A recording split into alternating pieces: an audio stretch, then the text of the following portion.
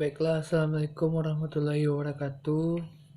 Perkenalkan, nama saya Yudin Zagi dan dari mahasiswa Pendidikan Ekonomi tahun 2018. Saya akan menyampaikan materi tentang pengauditan saya, yaitu etika profesional dalam auditing. Yang pertama itu etika profesional. Etika profesional secara harfiah bermakna pengetahuan tentang azas-azas akhlak atau moral.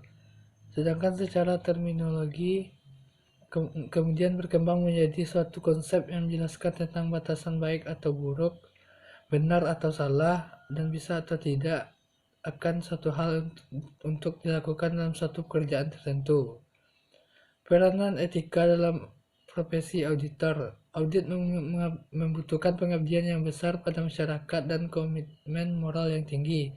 Masyarakat menuntut untuk memperoleh jasa para auditor publik dengan standar kualitas yang tinggi dan menuntut mereka untuk bersedia mengorbankan diri. Pentingnya nilai etika dalam auditing. Masalah etis berkaitan langsung maupun tidak langsung dengan auditing. Banyak auditor yang menghadapi masalah serius karena mereka melakukan hal kecil yang tak satupun tampak mengandung kesalahan serius, namun ternyata hanya menumpuknya hingga menjadi suatu kesalahan yang besar untuk pengetahuan akan tanda-tanda peringatan adanya masalah etika. B. Dilema etika dan solusinya. Dilema etika adalah situasi yang dihadapi oleh seorang di mana ia harus membuat keputusan tentang perilaku seperti apa yang tepat dilakukannya. Terdapat dua faktor yang utama yang mungkin menyebabkan berperilaku tidak etis. Yang pertama yaitu standar etika orang tersebut berbeda dengan masyarakat pada umumnya. Yang kedua, orang tersebut secara sengaja bertindak etis untuk keuntungan diri sendiri. Pemecahan dilema etika. Ada enam langkah berikut untuk merupakan pendekatan sederhana untuk memecahkan dilema etika. Yang pertama, dapatkan fakta-fakta yang relevan. Kedua, identifikasi isu-isu etika dari fakta yang ada. Yang ketiga, tentukan siapa dan bagaimana orang atau kelompok yang dipengaruhi oleh dilema etika. Yang keempat, identifikasi alternatif yang tersedia bagi orang yang memecahkan dilema etika.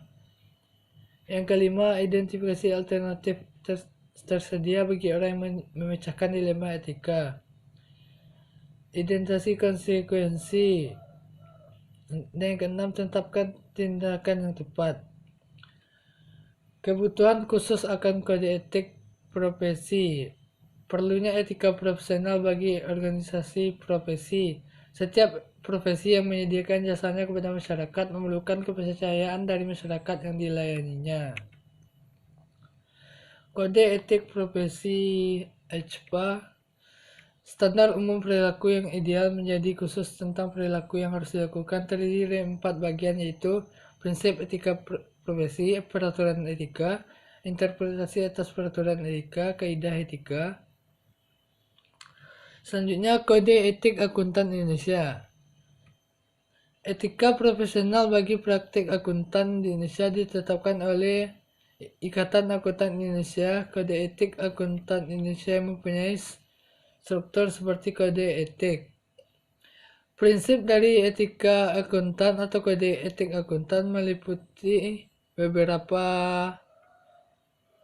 perilaku. Yang pertama, tanggung jawab profesi. Yang kedua, kepentingan publik.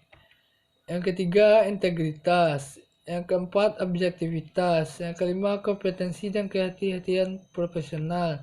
Yang keenam, kerahasiaan. Yang ketujuh, perilaku profesional. Yang ke-8, standar teknis. Mungkin itu materi yang dapat saya sampaikan.